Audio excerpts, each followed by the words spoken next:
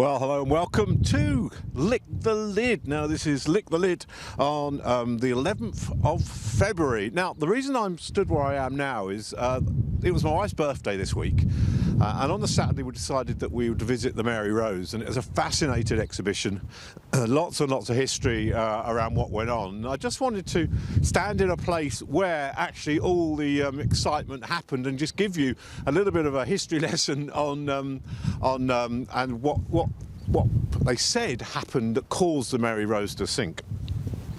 So the French Admiral Claude d'Annibal gathered over 200 ships. Now that's 200 ships, which is even bigger than the Spanish Armada, which was about I don't know, 50 years later. Okay, they only had 130 ships there, and they gathered in the mouth of the estuary of the River Seine. And at that time, John Dudley, Viscount Lisle, was Lord Admiral of the fleet, and he didn't intend to sit and actually wait for the attack. So he sent a couple of fire ships into the midst of the French ship. You can imagine how frightening that was when you're in this all wooden boat and there's no way of escaping, and they've got these blazing ships sent toward you. And it destroyed the flagship of the French fleet, and rather ominously though, they then commissioned another boat as the flagship, and that ran aground and it had to be abandoned.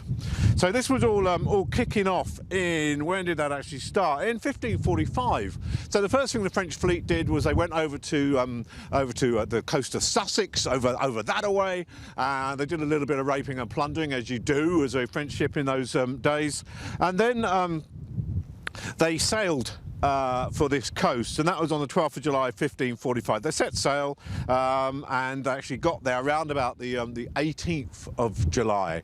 And at that time, King Henry VIII was on his flagship, the Great Harry. It wasn't the Mary Rose, that wasn't King Henry VIII's flagship, with Viscount Lisle and Sir George Carew, where Carew was appointed Vice Admiral of the fleet and given command of the Mary Rose. So when the French fleet arrived, King Henry VIII was just over there, which is where Southsea Castle is, you know, watching this all kick off. And as he did that, the lack of wind, actually, just to let you know, give you some idea, where the French fleet were over that away, French fleet were over there, and the British fleet were coming over from this side. So this was all kicking off right by the Isle of Wight, and this was all kicking off then. So we had the French fleet over there, we had the British Navy, the Royal Navy over there. Now at the time there was hardly any wind, which is nothing like what it is now. So the French fleet had an advantage because some of their boats had oars on them, so they could row in. But come the afternoon, the wind picked up a bit, and the Admiral of the fleet then decided to send some of his larger ships in. So they were coming in from around about here. He sent the larger of the ships, and they're, bearing in mind the fleet would have been compared to lots of different types of ship. But as he sailed out, and he sailed out on the Mary Rose, the Mary Rose fired her guns on the port side. So fired her guns, bearing in mind this is a huge ship. Even what you see in the museum is only a portion of what it was. A huge ship, one of the largest ones in the Royal Navy. Some say a bit top heavy, and their commander was not that experienced. So he fired the port guns. As he fired that, he then went to turn around to fire the starboard guns. And as he did that, the ship listed over and the wind caught it, and they hadn't shut the gun doors on the port side, so the ship listed over, went below the waterline, and then sunk. Unfortunately, only 300, out of the 300 that were on board, about 35 survived, because back in those days in the Royal Navy, most people couldn't swim, which is astonishing, isn't it? It's amazing now. I remember in my Royal Navy training, you had to do a lot of swimming and testing that you could actually do that. But back then, these people couldn't swim at all. And if you go to the Mary Rose exhibition, which I do recommend you do, and go and look, they've actually got the bones of the ship's dog that was there, killing the rats. They found lots of other sailors on board. Some interesting history about them and what they did. They actually, and this is what I can't, they could tell where they come from by the enamel on the teeth. So they could tell about the composition of the enamel on the teeth, how you know, where they were, what kind of diet they had, which is amazing. So that's the Mary Rose. Do go along. If you get it online, you get the tickets for about £4 cheaper. So it's about £14 online. Go along and have a look. It's an amazing place to go on there. So that's the Mary Rose, just sunk over there. I think it was lifted around about 1981, 82, and now is on display in the museum. A fascinating thing to do, and we're so lucky in Southsea to have this much history around them. So let's get on, shall we? Right, so there's your history lesson. So what's on? Well, there's actually a book fest, the Portsmouth Book Fest launch night. That's on the 19th of February, 6:30 p.m. to 8 p.m. in the Central Library. Join us for the official launch night of the 2020 festival. Members of the New Theatre Royal Players and the company of elders from Groundlings will present At Last, the 1999 show. Based on reports about the turn of the millennium, they uncovered from the archive of the Portsmouth News. 30 minutes performance is not only entertaining, but looks back at the city 20 years ago. Can you believe that? The millennium was 20 years ago. Reveal some stories that are uncannily topical today. Your £4 ticket includes a soft drink and a light snack. So it's half term next week, and the Aquarium, which is not far from here, over that away, if I get my geography right. Yes, I can just see it. They got Claws Week this February in half term at the Blue Reef Aquarium. Joining the fun this half term at Blue Reef Aquarium, from comical hermit crabs to fiery shrimp, Claws Week offers fascinating insight into the incredible world of crustaceans. Pinch a crustacean quiz and enter a prize draw. There you go. That's from the 15th to the 23rd, 10 a.m. to 6 p.m. Prices ranges from £10.25 to £11.50. So that's just over there at the Blue Reef Aquarium.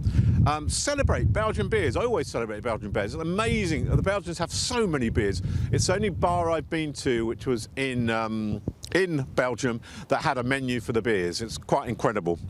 So they're celebrating Belgian beers at the Brew House and Kitchen in Southsea. That's 51 Southsea Terrace, every day until the 29th of February. That's to honour the contribution that Belgium has made to the wonderful world of beer. So they're celebrating Belgian-style ale during the whole of February. Enjoy our amazing range of Belgian beers, including Le Chouffé Soleil, I hope I got that right, which will bring on the feeling of spring with an intense, fruity flavour. Or if you prefer something stronger, why not try Duvel Triple Hop? That's 9.5%, and that's one thing about Belgian beers. They are strong. You sip them, you don't glug them like a pint of Stella. Belgian beers brewed using 3 hop varieties, okay, with a third hop changed every year. Well, there we go. So that runs from Saturday the 1st to Saturday the 29th of February. So that's what's on. Where to eat? Now, Southsea Marina, just over that away, the Bombay Bay, it's actually, and I've eaten there many times, it's one of the best curries you can get in Southsea.